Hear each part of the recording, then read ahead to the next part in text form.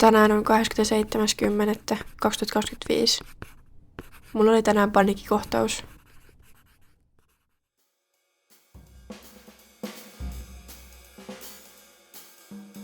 Tulevaisuus stressaa mua aivan liikaa tällä hetkellä. Mä uskon, että se pelko oli täysin mun hallussa, mutta mä oon aivan hukassa. Mitä mun pitäisi tehdä? Minne mun kuuluu lähteä opiskelemaan? Mitä jos tekoäly vie mun työt tai en edes saa töitä? Entä jos sota alkaa? Onko tulevaisuudella edes paikkaa mulle?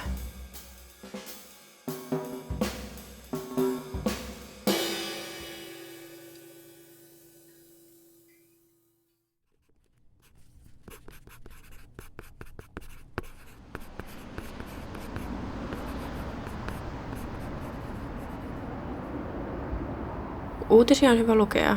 Se on vain perusjärkeä. On hyvä olla tietoinen oman yhteisön tapahtumista, mutta se on myös ihan vitun raskasta. Hyvät uutiset eivät vaan myy yhtä hyvin kuin huonot, ja sen seurauksena erityisen huonona päivänä joudun selaamaan lähes 10 otsikon ohi, ennen kuin löydän ensimmäisen edes puolipositiivisen uutisen. Kun joka toinen uutinen on raportti oman maan hallituksen möhlinnästä, en saa kovin suurta positiivista fiilistä syttymään sisälläni. Totta kai osa musta haluaa heti haukkua hallitusta, koska meidän ajatukset eivät täsmää. Mutta ei se ole ainoa syy mun inhoon. Empatia on se syy, miksi huonot uutiset vaikuttavat niin paljon muhun. Ja se on myös miksi inhoan oman hallituksen tekoja. Kun unohdetaan se, että jokainen kansalainen on oikea ihminen, me menetämme osan itsestämme. Kun päätöksiä tehdään pelkkien numeroiden perusteella ja omaa hyötyä jahtaamalla, me menetämme sen periaatteen, joka on tehnyt tästä maasta niin kauniin.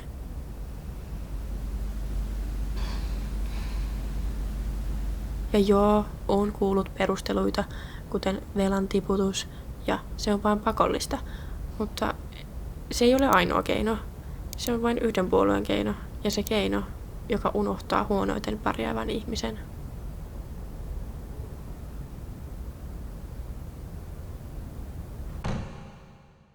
Mutta samaan aikaan mietin, onko mun mielipiteellä väliä. Voinko mä oikeasti vaikuttaa maailmaan ja omaan maahan? Vai voinko mä vain kirjoittaa mielipiteeni päiväkirjaan ja seurata suosimaani massaa? Mä vaan haluaisin uskoa siihen, että kaikki voi muuttua paremmaksi. Mutta en vaan ole varma.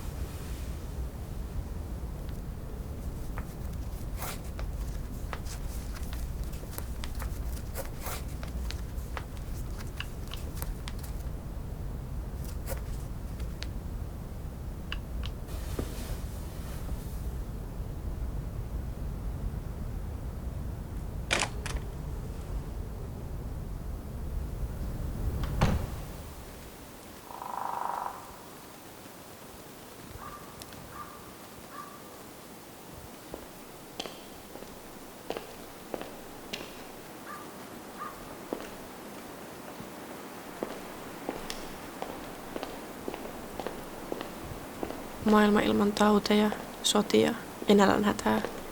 Se oli tekoälyn lupaus. Mutta tähän mennessä ollaan vain saatu maailman tehokkain runkkausväline.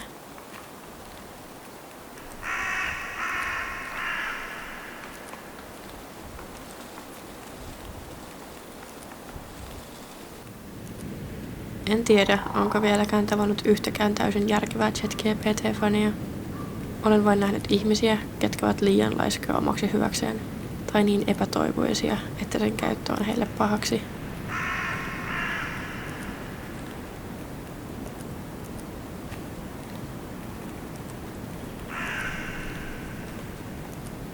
Muistan vieläkin, kun kuulin AI-psykoosista ensi kerran.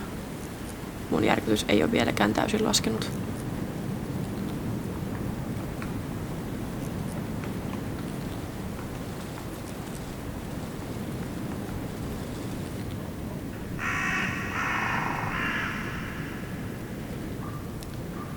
Rehellisesti sanottuna, vaikka tykkäänkin haukkua tekoälyä ja sen suurempia faneja, niin on mun myönnettävä itselleni se, että pelkään sitä. Loputtomat mahdollisuudet tarkoittaa sitä, että sillä on loputtomasti huonoja mahdollisuuksia. Ja skeptikkona uskon siihen, että jos ei olla varovaisia, niin tulevaisuus voi näyttää huonolta.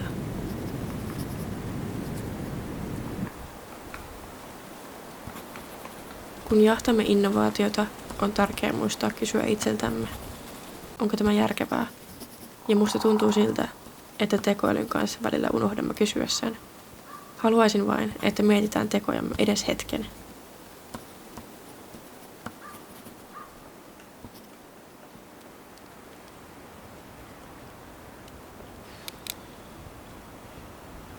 Vittu, tästä ei tullut mitään.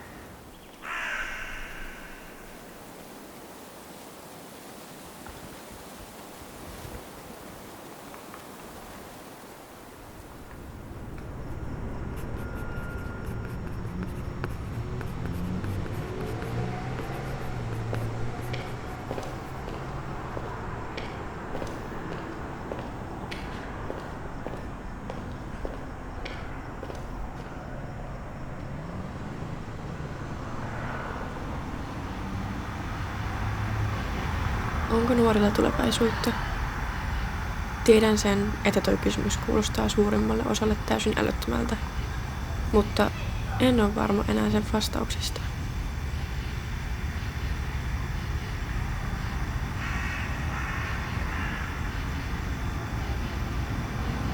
Satojen ja jopa tuhansien vuosien ajan sukupolvien tehtävänä on ollut tehdä maailmasta parempi paikka seuraavia varten. Se on toiminut tähän asti, mutta nyt maailma on muuttunut.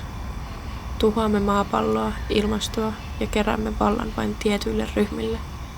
Meidän toivo ryöstetään suoraan meidän käsistämme. Ja joo, ehkä mä yliliioittelen asioita, mutta ehkä mä en. Ja se on pelottavin asia.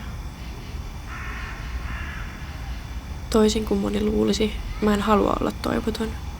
Mä haluaisin omistaa toivoa tulevaisuutta kohti ja katsoa maailmaa hyvin, mutta en vain tiedä miten. Miten minun pitäisi olla toiveikas, kun en näe toivoa? Mä vaan haluaisin jotain konkreettista, johon voisin tarttua ja pitää kiinni.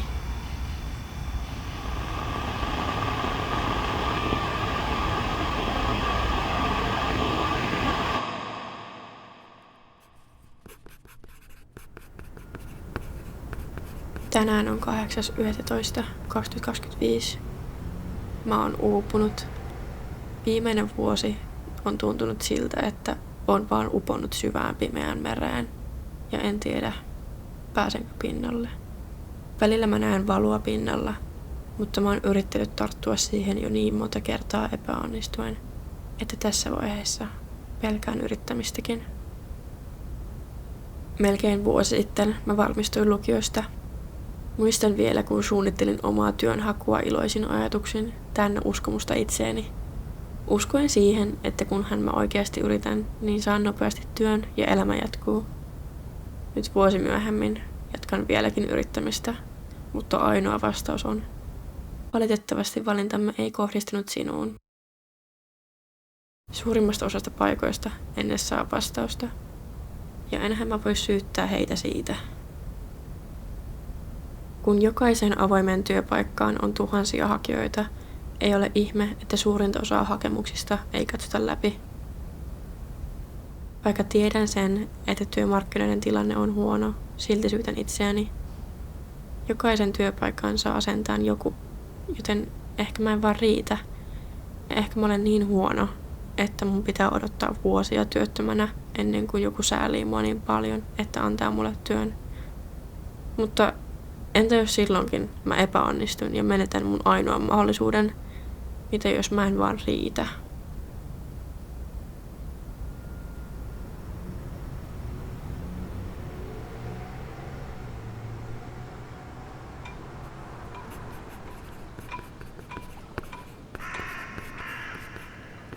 Tänään on 10.11.2025. Paniikkikohtauksesta on kulunut 2 viikkoa. Näiden 2 viikon aikana on pohtinut omaa tulevaisuutta, nuorten asemaa maailmassa sekä maailmankulkua. Ja on huomannut yhden asian. Mitä kaikkia yhdistää pelko. Mä pelkään elämää, mä pelkään tulevaisuutta, mä pelkään yrittämistä. En edes tiedä, milloin se pelko alkoi. Ehkä se on aina ollut mun mukana ja kulkenut mun vierellä pienestä asti hiljaisena matkustajana. Mut nyt siitä hiljaisesta matkustajasta on tullut ainoa ääni, minkä kuulen.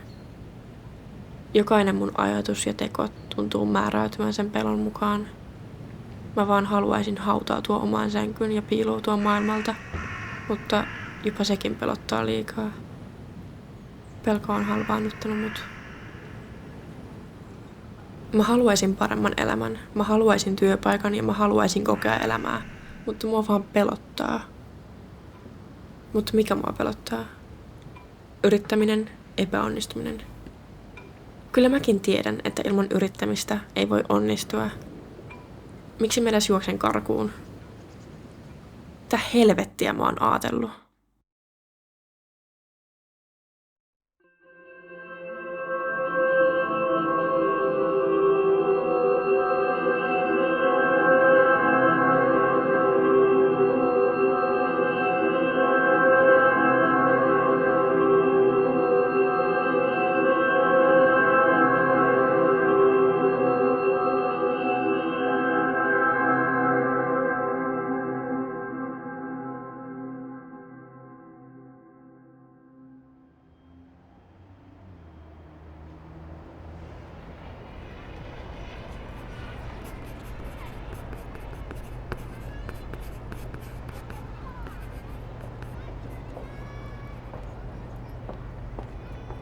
Tänään on 14.12.2025.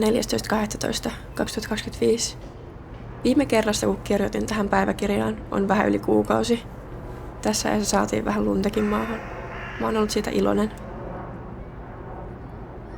Kaikki ei ole vieläkään parantunut. Mulla ei ole vieläkään työpaikkaa. En tiedä, minne haluan mennä opiskelemaan ja välillä päivät tuntuvat raskaalta. Mutta asiat on paremmin. Mä en enää huku siinä syvässä pimeässä meressä. Tällä kertaa mä kellun pinnalla omin voimin.